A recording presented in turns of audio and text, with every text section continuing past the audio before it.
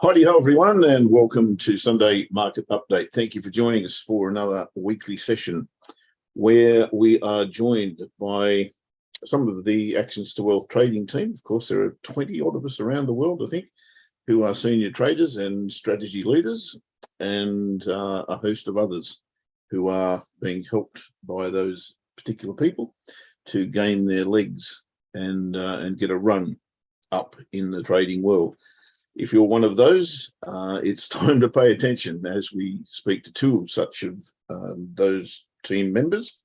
And we'll be looking at the precious metal of gold, the black gold, and of course the global indices coming up very, very shortly. Before we do that, I just wanted to very, very quickly share with you a couple of things which may be shaping the market for the week ahead.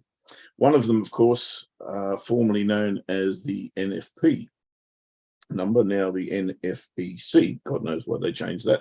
Maybe God has no idea as well, but they changed the name. They do that sometimes. Good numbers out of the States. In particular, the wages also, not just the employment figures, but the wages also are pretty good. And the week ahead, which of course is a little bit scant on news, but important number coming out, the monthly CPI or inflation figures. That will be worth watching. Interesting that the economists are forecasting that the Fed's interest rate hikes have had an effect, and that will lower to 0.2%. Good question on that one, and the jury is still out as far as I'm concerned. What that will mean potentially to the markets, or what did mean potentially or to the markets on Friday. If we have a look at the dollar index, it rallied on the back of that. Interesting that it couldn't get through the monthly pivot and pretty much not through that trend line as well. So this is going to start an interesting spot tomorrow morning, or probably may have to wait until the US session starts, but there will be a reaction, I would think, from the markets, in particular when London opens. We'll see how that pans out.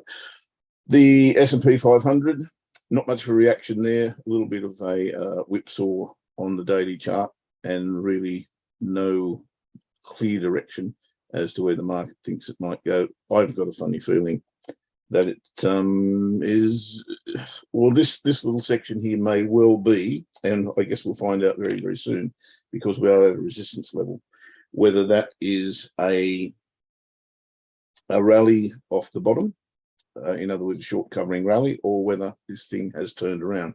We will see. The same could be said for the NASDAQ, which has now reached another resistance level. There's a big trade line or trend line sitting there as well on the weekly chart that it's got to get through. So it's running into a headwind.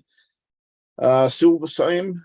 It's got through that trade line, come back to the pivots now. It'll be interesting to see if that can kick from there, or indeed whether this is a short covering rally and we get back underneath the trend.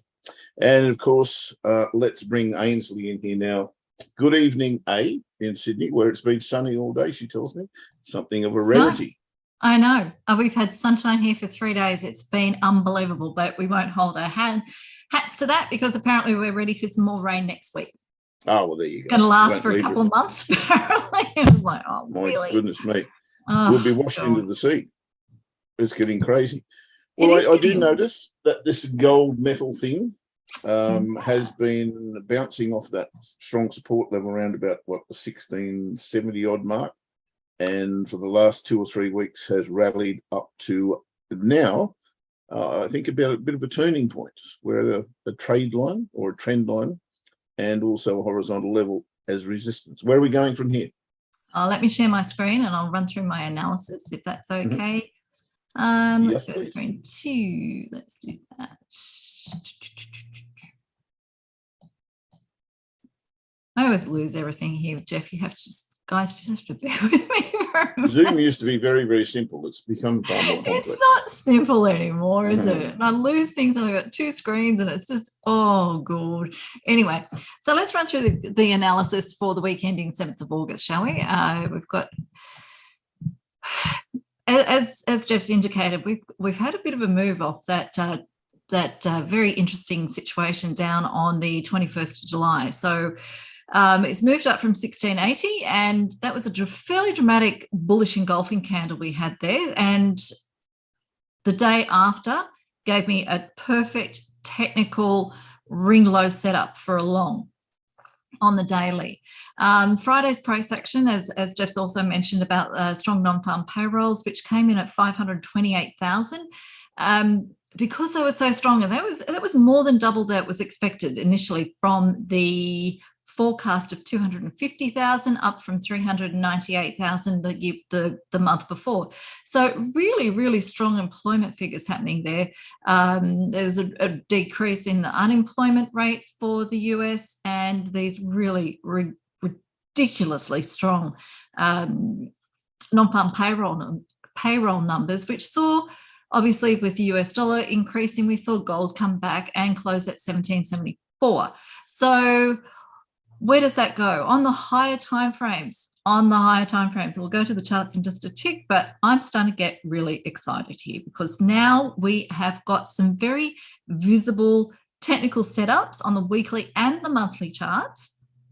It's got to get our attention now. It's really, we've been very, very patient, kids. I would have to say we've been really patient. And I think we've finally seen a reversal of the downward decline of gold from the 8th of March highs. So let's just go to the charts and have a look at what we were talking about. Just to backtrack, non-farm payrolls, let's look at that. That was a massive move and to be expected with those kind of numbers. You're not going to get around those at all. That's what the big move that we had down. But just have a little look at the bounce. It did come down and hit the 200 simple moving average, which is my green line. But we had a bounce, and we'll go through that a little bit more, but you can see how strongly we have moved up from the 21st of July over here. And that has just been a continual, we've moved up, gone sideways, we've moved up, completely supported by the weekly pivot there. And obviously it's gone through the 100, which is the gold line. Guess what? Loves the levels. And it's just ticked its way back up. There's been a bit of news as we've gone along the way. It's come back, retested levels, didn't break those lows, by the way, but now we're at this interesting critical level, as Geoff pointed out, the downward trend. Now, I'm not a big trend line person, but we are talking at serious levels at that stage. Now, just to go zoom in, I've highlighted that ring low. We've had a downtrend. We have had a bounce off that was the S3 level, S3 monthly level. Okay, so it's a really strong level of support. Reversal bar there, a high test, and then we've had a close above the high, which gives me a ringed low. And that is, for me, that's a buy signal. Okay, that's bullish. That's where we go. Now, couple that with my daily upturn on the MACD, the MACD histogram, and it's starting to look pretty good, isn't it? Seasonally, August is a good month. It was meant to start in July, but with all the hooey, remember, seasonal indicators are a bias. They're not an entry indicator. They are just a bias. If it's going to be a little bit late, it might be a little bit late. It does what it wants to do. But we do have a bias at this time of the year for gold to actually start to increase. So that's what the daily chart's looking at. Now, we didn't take out the low of Thursday's bar, regardless of the fact that we had a pretty strong retracement with those figures. Now, the other thing, look at the weekly. This is the weekly chart. Again, another ringed low on the weekly chart. Criteria for a ring low to trade to the top side is a downtrend reversed by a low test bar, followed by, on the shoulder, a bar that closes above the high of the low test bar, which is what we've got. We've got that perfect technical setup. Again, bouncing off S3 on the monthly support. We have a technical setup here. Looking good. And let's just have another official look on the monthly. I'm getting excited here because I've been very, very patient here, Geoff. You'd have to agree. Low test bar in this consolidation box. We have not broken this level of old resistance, becomes new support. Bang, bang, bang. quite a few attempts, not far off the 50 EMA on the monthly. So we're not too far off that. But what an interesting scenario I've got setting up here on the monthly. Still need this with the monthly and the indicators. Still, it's a bit like the turning the Queen Mary around. It takes a little bit of time to get some movement happening and some action happening. But I think we can safely say that the DMI minus is well below the 25 level. Not looking flash. All this has just got to come up a little bit more. So where are we at? Let's do a quick fundamental analysis.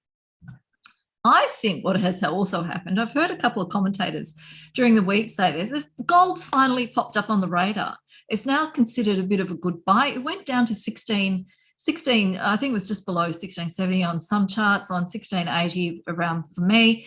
And it's finally, perhaps, somewhat, fingers crossed, now proving to be a stable, if not reliable, safe haven. Everything is just going upside down. Have a look at Bitcoin, shall we? Or don't, it might be too painful. So don't look at Bitcoin, but Bitcoin's all over the shop. We've got volatility happening. We've got central banks raising interest rates. We're talking about recessions looming. And Fed Pal actually made a very valid statement the other day about it's not a recession yet. You can't have a recession when you've got high employment rates. Very good point. August is seasonally bullish period. The real bond yields, by the way, if anybody's had a little bit of notice in doing research into their gold, they've been falling for the last couple of weeks as well, which is not out of the ordinary, with the US dollar coming down, as Geoff showed you, the US dollar index, and the real bond yields have actually been falling as well. So, and that's not to be unexpected, especially with inflation rates quite high. So that's really going to knock your real bond yields off its little chair. So yields down, gold's up. That's what we look for. We look for that inverse relationship. US dollar index, yes, we have just covered that. But after the strong NFP, we did have a bit of a rally, so you could expect a bit of a pullback. So there's no surprise that we're going to see. I think gold, it did turn lower on Friday. However, it was a very interesting indicator. And if we just go to the outlook for the week, so we've done the review outlook, where I expect to see gold, and Geoff has also mentioned that it'll be a bit of processing on Monday until the bigger markets open, London and New York, to see how that has been processed. All that information needs to be processed and put through the system a bit. So the other interesting thing to note, and I will just pop back to the 4-hourly chart, that move after NFPs from the swing high, so we've got our swing high there, to the swing low, and where it came back up to, that was a 50% retracement. And why that makes it interesting is because to see a 50% fib bounce, it wasn't a shallow bounce, it was a full 50% bounce.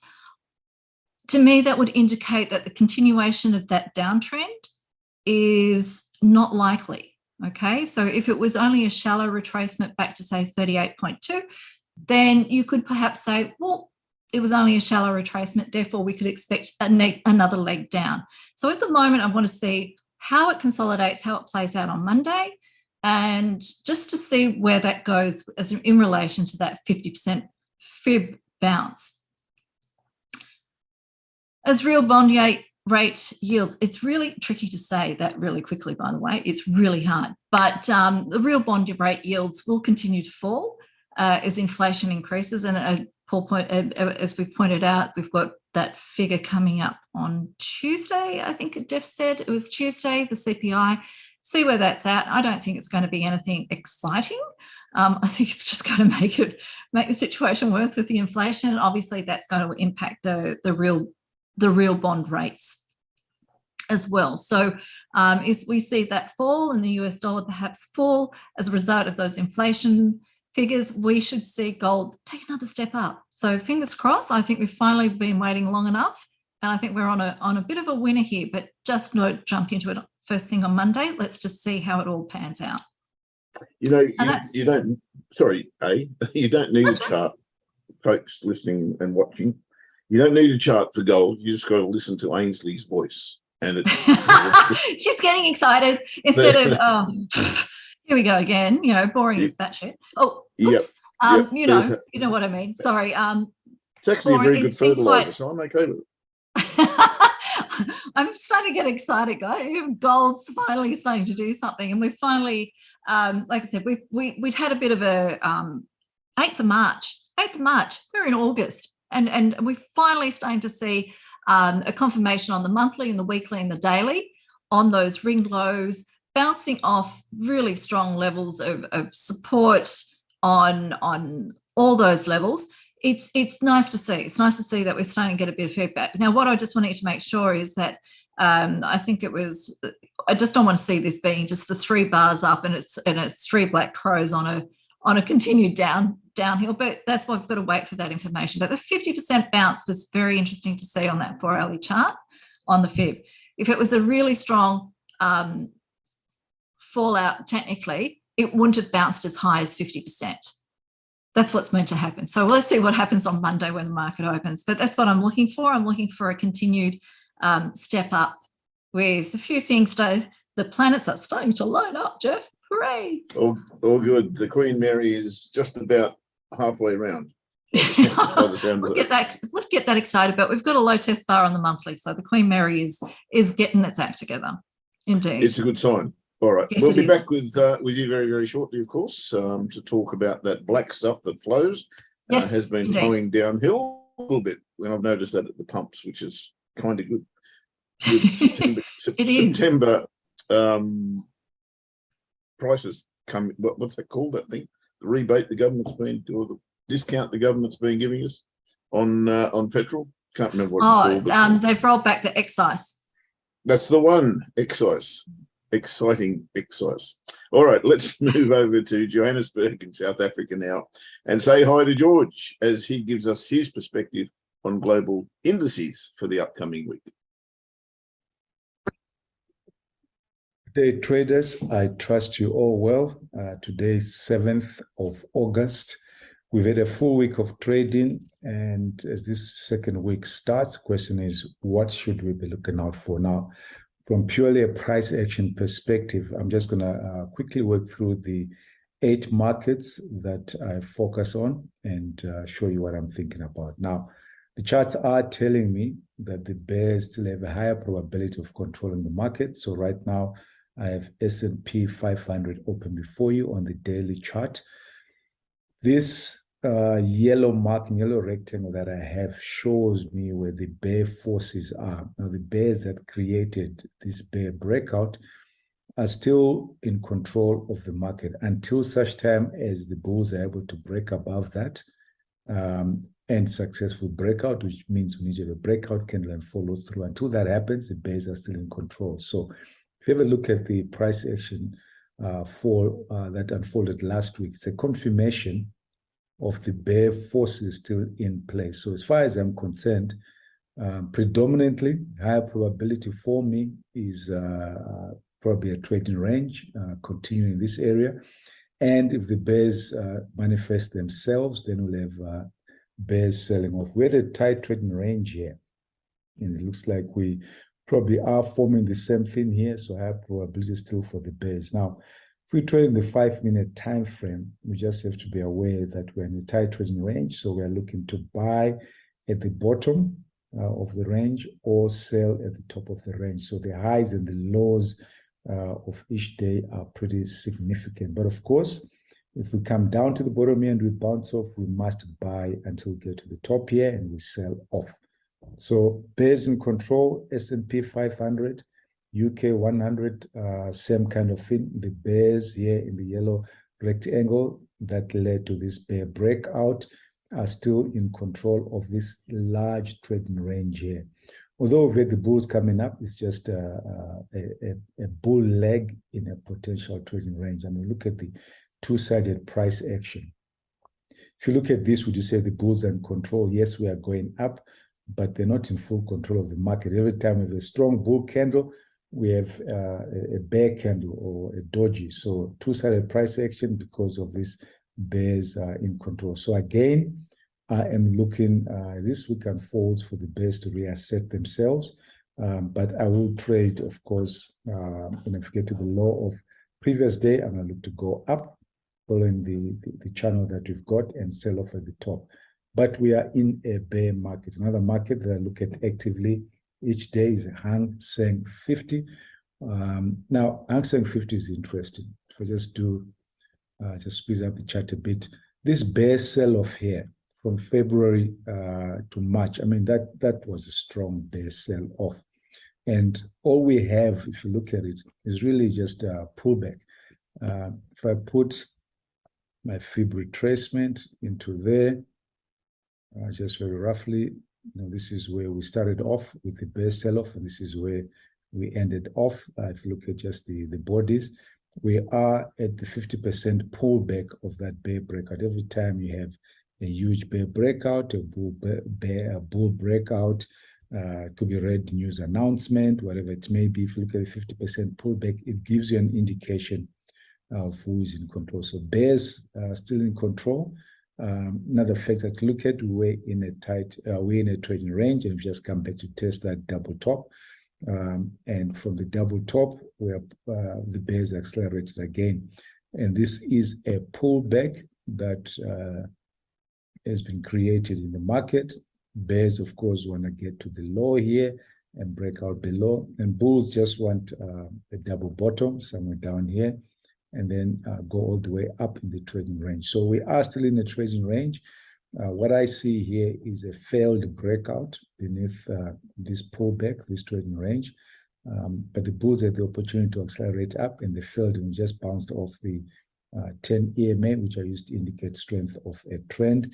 So I'm still looking for bears to come into the market pretty dramatically, hopefully, and to get to test down here. So still in a bear market, looking for shorts as we enter into the Hang Seng 50. Very quickly, the other markets, I'm just going to zip through them. Euro Stoxx 50. Again, same kind of thing, the bears that created this trading range. And we were in there was a bear channel here. First time a bulls broke above it, bull breakout, follow through, good for the bulls. But then a trading range was created, which became just a lower high and a new trend line created, bear trend line, huge bear breakout. And we got to the test of it. And unlike what we had here, the bulls tested it and failed.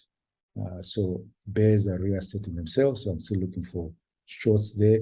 German 30 and France 40 or DAX 30, DAX 40, if you have that on your charts.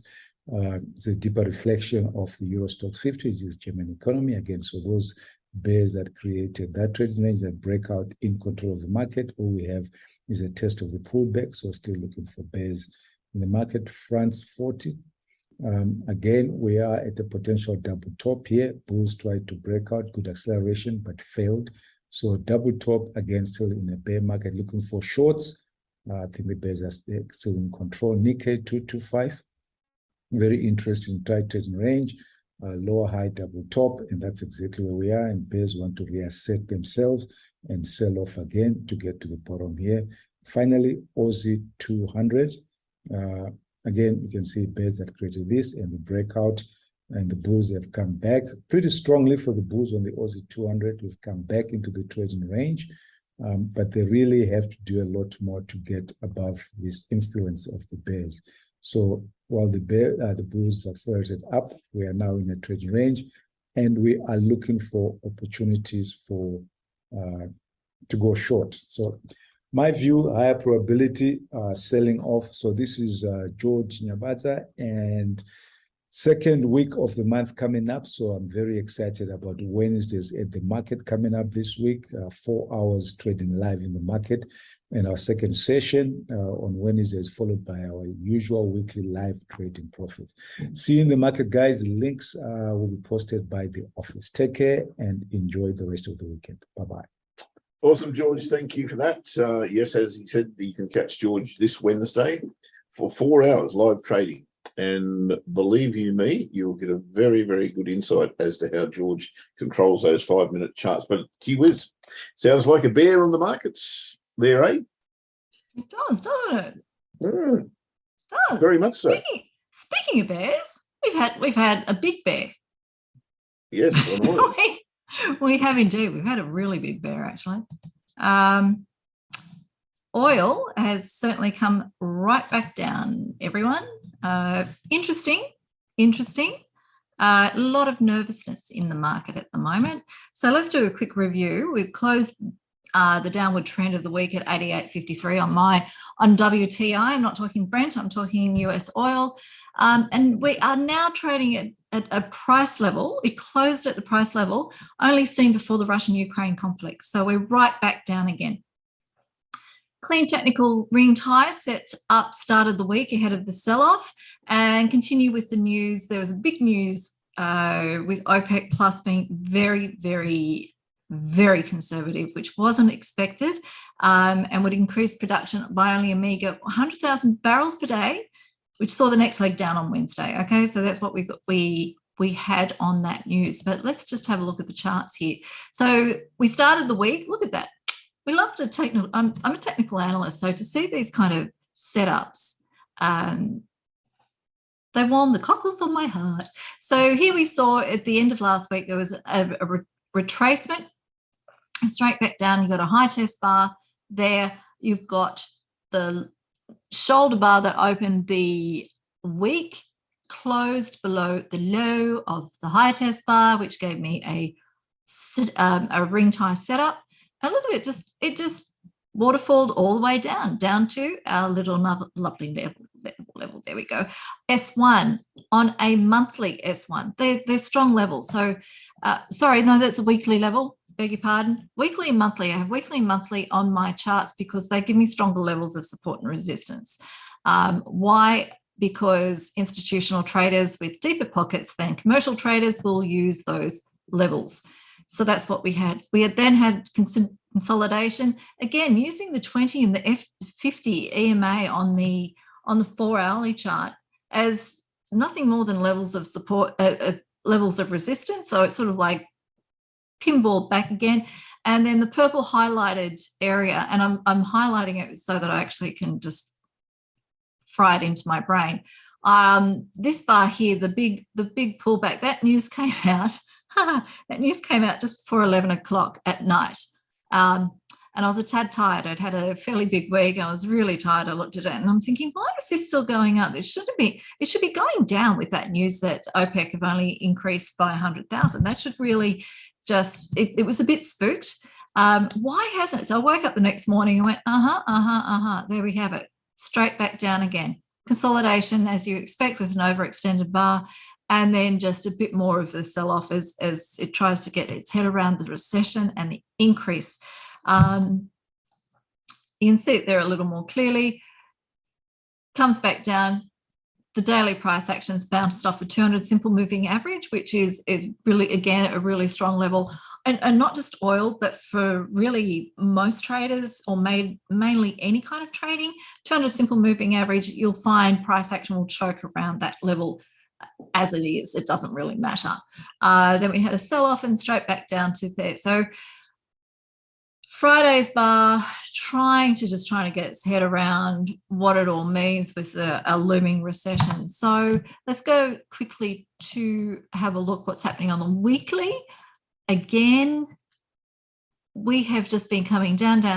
This big green bar here, the end of February, beginning of March, these weekly bars here, this price action, that's the Ukraine conflict, Russia invading, and let's call it for what it is. And that's what happened there. And now you can see where we are under those levels, back down. You're probably noticing it at the petrol bowser there. Well, at least there isn't a 2 at the beginning of the number when I go to pull the petrol nozzle out and put it in the car. So that's all very interesting. We had probably a bit of a signal that things were starting to come off. We had divergence on the MACD histogram. Whilst it made a double top there, we've got this and if anybody, it's just inside tip, when you're looking at a histogram, MACD histogram, it can sometimes give you a bit of an inside running as to what is happening with price action a little bit sooner than the MACD and the signal line do with divergence and convergence as it is. So always have a little look on the histogram as well. Again, it's still in a very strong upward trend on the monthly. We haven't got anything here that's going to indicate that this downward trend will continue, except for a couple of fundamental things which can always turn on a dime. So this is the fundamentals that we've looked at. The OPEC increased the monthly increments. It was a meager increase. It was not a big increase that was expected. Why did they do this? Why have they done only such a small increase? Well, they're nervous. They've learned their lesson from April 2020 when prices went to a very unapologetic and very ugly, well, zero. So they're very nervous about doing these kind of things with the looming recession, and where they're getting that information from is, look, all the central banks around the place are all increasing their interest rates to try and combat inflation. So that's what we're looking at. The other interesting thing to keep a little eye on as well, which could be interesting, is the head of the United Nations, Antonio Guterres, and I do apologize for my Spanish, it isn't good. He is appealing globally to all governments to put an extraordinary tax on the profits of Aramco. They had a little bit of an increase in their net profits to $110 billion in 2021, which was more than double that they saw in the profits of 2020. So yeah, small increase, as you can see, but there's some agitation that these very large companies, and the Aramco is one of the biggest companies in the world, are taking these massive profits and stashing it because it's a public company, and they're very keen. They have a very vested interest to keep the price of oil, let's call it buoyant, shall we? So that's what's happened this last week. Where to next? Because there's not a very strong setup that we've got, and that would be talk of the recession, interest rates coming up. Daily charts reflected a strong downtrend, but as you can see on the 4-hourly, we've a bit of consolidation there. It's not a setup. I'm not looking at a setup there on the daily chart at all. It's all very sensitive to news at the moment, really, really sensitive. And we're talking inflation, we're talking recession, we're talking interest rates, we're talking extraordinary taxes. So just be really careful trading with oil. It seems to be flicking around quite a bit. And whilst we have in one direction, we've got really strong periods of consolidation. So just beware of further volatility at the moment. That's all. So that's me done, Geoff, on oil. I'm just watching that very carefully. It was a really, really nice technical setup on the 4-hourly, as you can see. But and we came down to 2 steps on the S1 to the S2. Well, let's see where it goes to next. There's just a lot of pot stirring at the moment. Yeah, I feel and in George's charts as well, I feel we're at an inflection point. I'm just not sure what kicks us either side of that at the moment in terms of fundamentals. But yeah, fundamentals, man. There's some stuff going on, or isn't there some stuff going on around the place, as you pointed out? Yeah, and there's a lot, and it's making it very, very price action's being very, oil's always been very sensitive to price action and the fundamentals as it is, but just a little bit more. You can see that in the 4-hourly chart where it's just like, well, is that a bounce? Is that a bounce? And then it turns around, no, it's not a bounce. Bang, straight back down again. So, yeah, indeed. All right, that pretty much wraps us up. Thank you for all that. Very, very comprehensive as usual and informative. And I hope you guys have now a far clearer picture of what oil and gold are doing and are likely to do in the next little bit. As you are on the indices that George bought us, as I say, he's very, very bearish on those until things turn around. As I say, that inflection point is looming large. And I think we'll know a little bit more maybe by the end of the week. Let's hope so. That's Have a great week, eh? You too. I'm waiting for the rain. It'll come, don't worry. It'll come. Yeah, we've been told, we've been warned. It's settling in, and we've got another hit of rain coming. So, yeah, see how it Rollies goes. out again. Oh, That's the way it is. Yeah. All right. Okay. Everyone's having issues with climate around the world. Let's not get into that subject right now. Oh, Let's just say, no, I can't do that. let's just say have a great weekend, everyone. Trade well. Thank you, Sam, for looking after us, and we'll catch you on Sunday Market Update next week. Bye-bye. For now. Bye.